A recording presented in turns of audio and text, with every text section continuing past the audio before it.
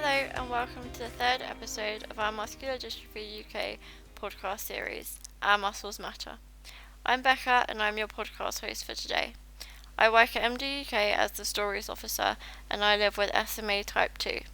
I'm really excited to have two great guests with me today, Louise Halling and Joe Logue, to chat about the mental health challenges many of us face in the muscle wasting community. We're going to be talking about our own experiences of mental health challenges, tips on how we work through these, and how you can look after your own mental well-being when you have a muscle weakening condition. The mental health impact our conditions can have is often seen as an afterthought in how we're advised to manage our disability, but today we're bringing mental health to the forefront of this and having an honest, open discussion on our Muscles Matter podcast. So let's dive right in. I'm going to start by asking our guests to introduce themselves. Louise, do you want to briefly tell us a bit about yourselves and your background? Hi, I'm Louise, and I live with a type of limb girdle muscular dystrophy, as yet undiagnosed exactly which type, after 25 years. I am also professionally a counsellor or psychotherapist, and I've worked for my whole working life really in the sort of the areas of welfare, pastoral care, mental health. And I guess my particular connection here is the sort of bringing together of those two things, me as a person with lived experience of a neuromuscular condition alongside the work that I've been doing in mental health, and we'll come on to more of that in a bit. Great, thank you. And Joe, do you want to tell us about yourself as well? Yep, can do. So my name is Joe Logue. Some people may know me from my blog Dystrophy Dad and the Instagram community I run called Sons of Dystrophy. You might also recognise me from my day job at Ewan's Guide, the disabled access charity. I live with Becca, muscular dystrophy, and I've been through a fair few mental health challenges with that, which is why I have a vested interest in this particular episode. Great, thank you guys. So, should we start by talking about sort of our own mental health challenges that we faced? Joe, should we start with you this time? So whenever I'm asked this, I always kind of relate to what it's like to be told you have muscular dystrophy. So I was told when I was 3, so it was very, very early on. It was due to my grandfather having the same condition. Now, when that was presented to me, it was always presented as, you have this disability, your muscles are wasting, and one day you'll be in a wheelchair. And it's always those two ends. There was no focus in my case on the journey between the two. So as I grew up with the condition, I started to have challenges such as trying to keep up with my peers for a start. So there was an element of isolation that comes with not being able to do the things that other kids are doing because your body just won't allow it. And then there's the sense of constant mourning as you start to lose different aspects of your ability. So your walking range becomes less and less, your strength starts to dip, and all these things all sort of grow and develop into challenges overall. Great, awesome, thank you for sharing that. And Louise, have you sort of experienced similar challenges, or what experiences have you had? Yes, definitely. I mean, I personally have struggled over the years with my mental health in different ways. For me, in terms of kind of maybe a bit of a spectrum that many of us have between depression and anxiety, or whether that's with a reason or not, as it were, I'm more on the anxious end. So I've definitely had a lot of periods where I've just felt like I just can't cope. And as a result of that, I've sought out my own counselling, as in for me. And I mean, I was, I guess, lucky that when you train to be a therapist, you actually have to have counselling. But I've also sought it out at other points, and that's really helped me. But also for the last sort of 10 years, I've been taking an SSRI antidepressant. For me, it just helps me to cope with a lot of things that are difficult to cope with, and it just gives me that little extra tool in my belt to manage life and manage my mental health. See, I can speak on both those aspects. So a particularly difficult period with my mental health was around, it's now 13 years, so it wasn't so long after my daughter was born. I started to feel that I was utterly inadequate as a person, that I couldn't do the things that other dads would do, that I wouldn't be any value as a parent whatsoever. And I got myself into the thought process that things would be better if I just wasn't here. Now, that was a hellish time. And the only way that I got through that was by, first of all, having a frank conversation with my wife. So, little trigger warning here. But as this started to build up, I came home and told my wife one day that I wanted to die. And not that I wanted to take those next steps, and not that, I wanted to worry her, but I just felt if I say this to someone, it's out there, And luckily she decided that she wanted me to live, so that went well. But from that point, I was initially given the sort of quick approach of prescribing citalopram. And I took that for a while. The doses kind of gradually got upgraded. But it got to a point where I wasn't feeling as down, but it didn't change the reality of the circumstance that I was in. And that's the bit I struggled with most. Now, later to that, I did get referred to a clinical psychologist. And that clinical psychologist did so much for me by allowing me just to confront some of these issues that were plaguing me all the way along. They also helped highlight the fact that something I was using as a coping mechanism, writing, was, in their opinion, the thing that was keeping me alive, which is such an interesting thing to hear, because it was almost like I'd found my own sort of coping strategy. It didn't take away the issues, but it gave me a way to channel that into something productive, something creative, whether that's, stories, poems, or even going on stage and doing slam poetry. That became part of it too. But it was really interesting to be confronted by that fact from a clinical psychologist, that they felt that that one thing that was intrinsic to me, writing, that creativity, was the thing that was keeping me going. And I think it was just after being presented with that, it gave me another reason to sort of keep on going with things. So above all, I have my family, but it gave me this thing that I'm good at this. This allows me to express myself, but also it gets me through these really dark periods. Thank you both for sharing that with our listeners. A lot of what you've said resonates with me. I've had quite a lot of therapy over the last 10 years, and throughout the process, it's made me realise that it's perfectly understandable that many of us would experience mental health challenges. Louise, in your work as a therapist, you must have seen some common issues within the muscle wasting community. Are you able to share some of those with us? Yeah, of course, and absolutely right. There's a lot of common issues. Over the years, as I've developed in my private practice counselling work, because of my links with the disability community, I've ended up seeing quite a few people with different neuromuscular conditions, and ultimately, the whole journey, which I know that both of you will relate to, is it's sort of shrouded in or weaved through with loss.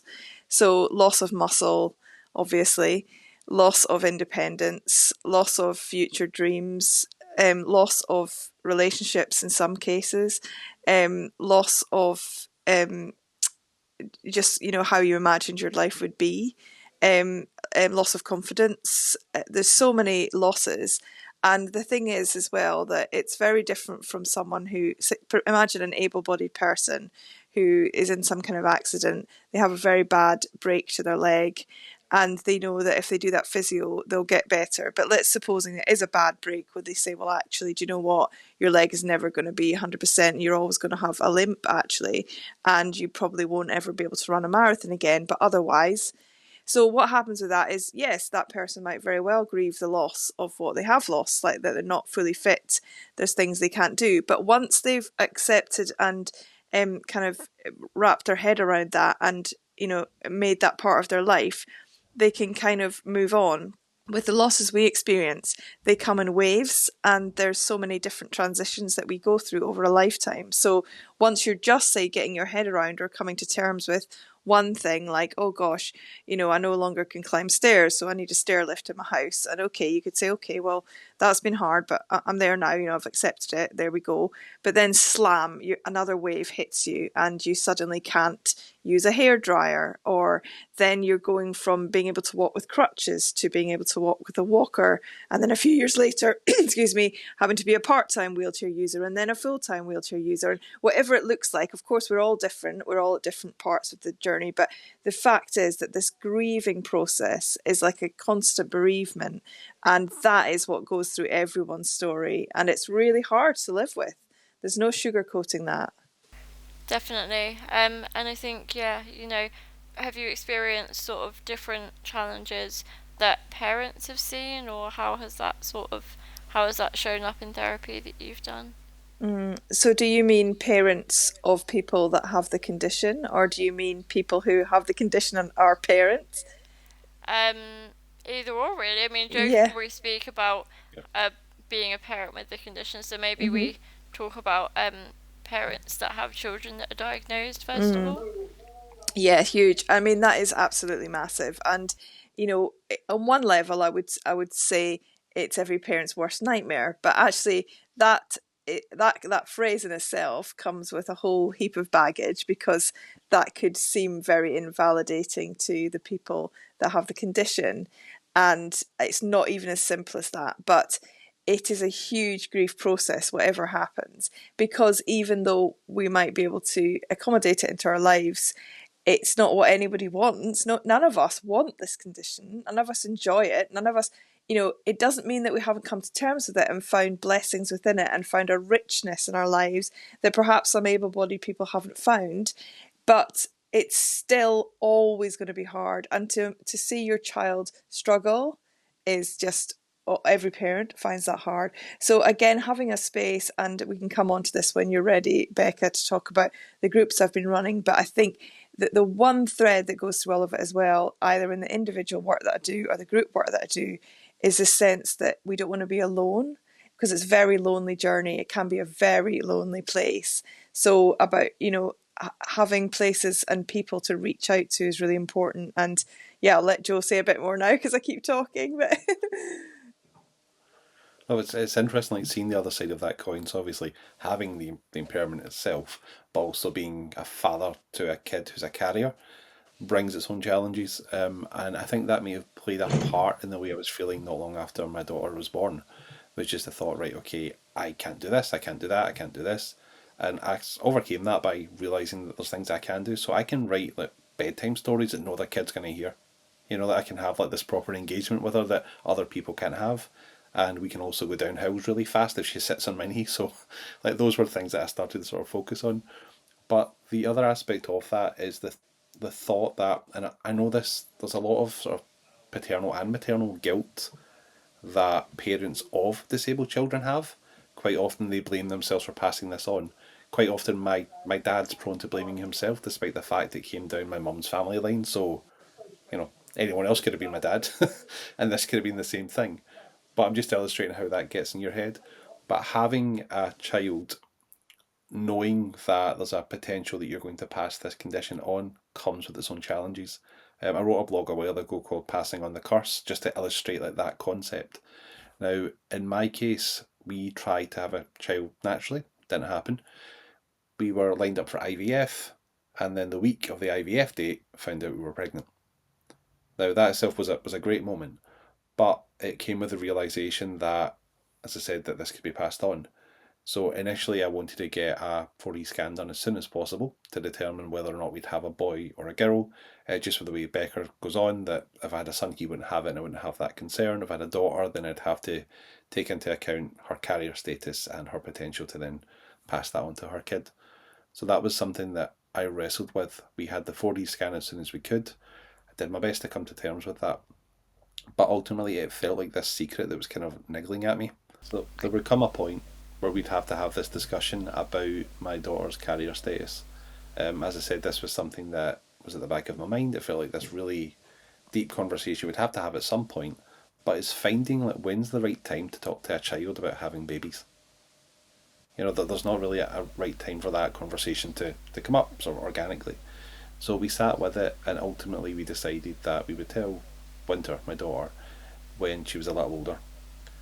But one lunch break, she came to me when I was working and asked that because she also has brown eyes, just like me, does that mean she has muscular dystrophy, like me? So she brought the conversation to me. But what we did in that day was decide not to have the conversation there and then. It was the middle of a work day. It was in the living room. It was just, like just a general place to chat. So I thought, right, let's make this something positive. So let's enshrine this in a positive memory. So we made a point of going out for ice cream after work. Went to a town called Largs, Irvine I should say, not too far from where I stay. we went to a place called Vanilla Joe's, and we got an ice cream, and we went round to the beach to, have this chat. So it'd be nice, sort of have the waves, have just this nice little serene scene to have this conversation. Now, when we got there, our party was in full swing in the car park because the weather was nice, so it was very, very loud. One of my most vivid memories is this woman walking about with a wine glass that she clearly brought from home. I don't know why that sticks in my head, but it does. So we decided, right, we'll come away from here and we'll go to the water's edge. We went to the water's edge and we watched the waves come in, and the waves were lapping a dog poo. So it felt very much like this isn't the right place for that. So we went up to the harbour and we sat on a bench and we had the conversation. And I explained it as succinctly as I could, just that, I have an X chromosome which is faulty. Mum has the two healthy ones. She'll have one of each. And there's a 50-50 chance of that X being passed on if she was to have a boy. But my daughter started welling up, started crying, and then explained that she now felt that we were closer to each other because we had this thing in common. And that was how that conversation came about. But for the longest time, up to I think that was around 8, should have been. But for the longest time, that was in the back of my mind, that we'd have to have this really difficult conversation. And it turns out the conversation wasn't as difficult as I thought it might be. Mm. But if I was to give advice to anyone in that situation, it would be just that. Enshrine it in a positive memory. So make sure something good's happening. Make sure that if you can, that you've had a nice day together. That way, that memory becomes a positive thing, rather than this dark day where someone told me that my child may have this disability. And ultimately, for me, I try and represent people with my particular disability as well as I can, so that my daughter knows that regardless of outcome, there's no reason that that child of hers, if she does have a son who has the impairment, can't live a long, fulfilling life. Definitely, yeah. Thanks, Joe. Yeah, I think what struck me that both of you have talked about is sort of sometimes like the guilt that can come with having the condition. And I think for me, having the condition when I was very young and everything, it can be you can sometimes feel like a burden, can't you? And I think having a place to kind of work through that process and work through how you're feeling is really important, isn't it, Louise? Yeah, absolutely. I think a lot of the things you've brought up, the points about guilt and sadness, and also, what you were saying, Joe, about living a rich and fulfilling life, all of these things are kind of like a dance that, excuse the pun, because none of us could really dance very well, but, just as a sort of a dance that we're trying to learn the steps to. And I think having that support is just absolutely vital. And some of the work that I've been involved with is working with MD UK. For the last 18 months, the charity has managed to find some funding to fund these therapeutic support groups that myself and a colleague have been running. And they are essentially groups that meet online virtually. It's usually approximately 6 people in the group. And we meet for 6 consecutive weeks. So it might be, for example, a Tuesday lunchtime for 6 Tuesdays. And that group, can be quite far-ranging from... We've had one group where there was someone from the Outer Hebrides and someone from Cornwall in the same group. So they're quite spread out in some cases. But the joy is that we can come together on a common theme. So we haven't made those groups condition specific, because there's obviously, whilst there's huge differences between each type of MD, there's also a number of crossovers, especially in the experiences that we have with mental health. And so we've brought people together on different themes, like, sort of women from the age of 35 to 60, and might be one group. And then you've got another group that's for parents. We've had my colleague Julie, who's a family therapist. She's run groups for grandparents, siblings. There's been ones for mums, one for dads. And then I've been running the groups that are for the people living with the conditions, men's groups, women groups, different age groups, different themes. And with those groups, what I think, ultimately coming back to that thing about not being alone, there's something about sitting together. We can't fix it. We can't make it better. We can't make it go away. But we can sit together with the pain, as well as helping one another to live that sort of rich and full life, really. And we don't need to pretend. And I think it's what I call the power of the nodding head, because you're sitting there on the screen. And I mean, we've been doing it today, even though this is an audio podcast. When one of us says something, we're nodding because the three of us really get it, don't we? And that happens on the screen in a group where someone will say something. We don't need to explain. We don't need to unpack it. We can just sit with each other and know that we're not alone. And that's been very powerful. Definitely agree that it's really helpful to have people that just get it. Louise, just one of your points about men's groups as well. That's something that I hear from a lot of. So through this Sons of Dystrophy thing, I quite often speak to men with different forms of muscular dystrophy, and that societal concept that men are supposed to be like physically strong all the time is something I see people wrestle with all the time. Like perceived as like being like these big muscular men. We're supposed to do this, and that's at odds with the way our bodies are. But one thing that I tend to find is those people, whilst not necessarily physically strong, tend to be mentally Yes. strong. They tend to be really good at building relationships with other people, sharing those experiences and giving real value. So even though they'll never build a house, a lot of these men are really, really good at building communities, building friendship groups and just building, people. Yeah, absolutely. I think you're right, particularly. Yeah, so Sorry, true. Becca. I know you're the interviewer. I'm butting in again. But I think No, go ahead. actually the thing about men is really true that also I think men have been given societal pressure to be the main breadwinners.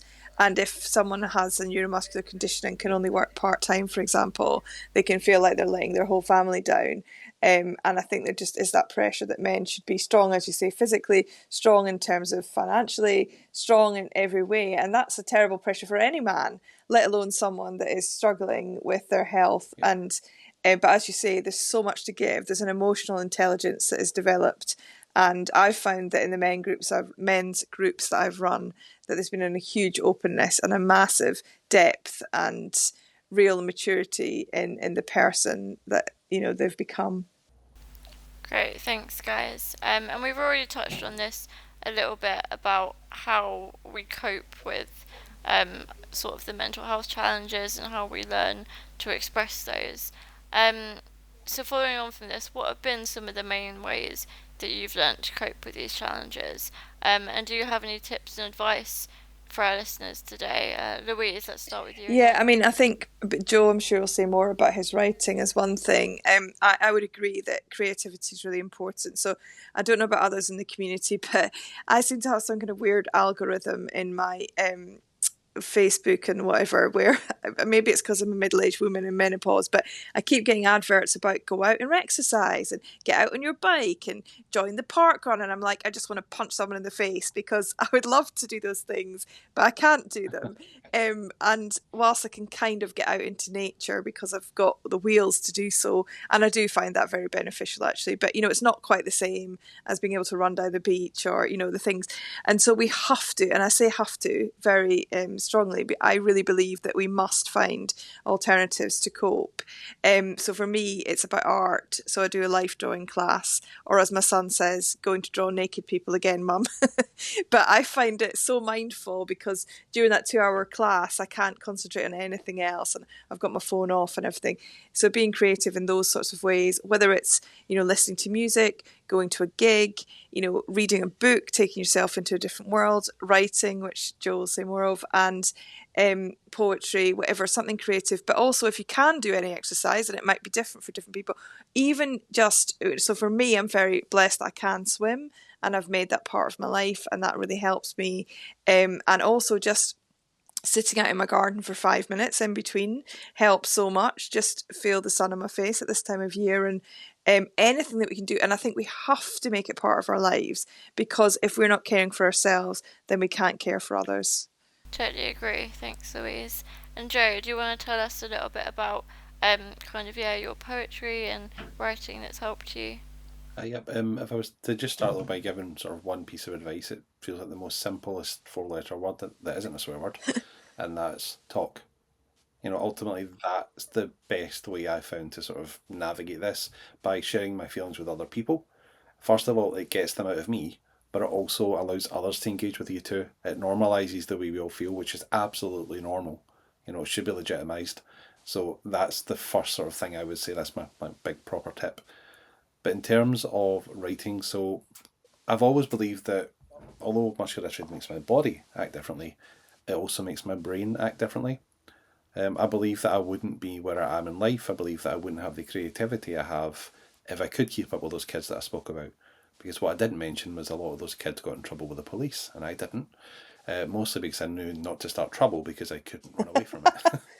So that was a little point that I took away. But when it comes to writing itself, like this was something I've done since I was a kid. I scribbled a poem years ago. Now, I'm not a royalist generally, but it was after Princess Diana passed away. I scribbled something down in English class and happened to leave it behind. I remember one day getting summoned to the head teacher's office. Like came through the tannoy, I don't know if they still have them in schools, but they had them in mine. They brought me down and explained to me, they'd found this thing that I'd left, and what have I left? And was, we'd really like this, it was a really good poem. And that was the first time that someone said to me, you can actually write these things. And that was really cool to do, and I experimented with that for ages. But what I found was, as things went on and as my mental health started to dip, I had less and less energy after the workday. So I turned to poetry in a big way then, because it was something I could do in short bursts. And thanks to a history of listening to rap music during my teens, I was able to sort of connect like different vowel sounds rather than just sort of rhyming hard rhymes together. And it gave me this proper like creative outlet. But I noticed that a lot of the things that I was writing were quite dark in nature as well. But that is a benefit, and a through line in much of this was things would start dark but get better. And that's the way that I've tried to sort of live my life. And at this point in my life, that's how things are. But there's nothing better for me than just getting your thoughts down on paper, sharing those with other people, and sometimes you get the feedback, sometimes you don't, but it's out there, and that's the biggest part. It stops you internalising all these doubts and thoughts and worries and anxieties and stresses you have. You give birth to it. It's still there. You still need to raise it like it's a child, but it's there, it's out in the world for people to see, and it's a lot more powerful outside of you than inside of you. Great, thanks. Some great advice there, guys. And as a special end to our podcast today, we're going to be playing one of your songs, Joe, that's on Spotify for our listeners to hear. So, unfortunately, that brings us to the end of today's podcast. Thanks so much, Louise and Joe, for coming on the podcast and sharing your stories. I know I found it great to sort of resonate with you guys, and I'm sure our listeners have found it really helpful. At Muscular Dystrophy UK, we understand how important mental well-being is. That's why we offer small, supportive group sessions led by experienced therapists throughout the year for people and their families living with muscle wasting conditions.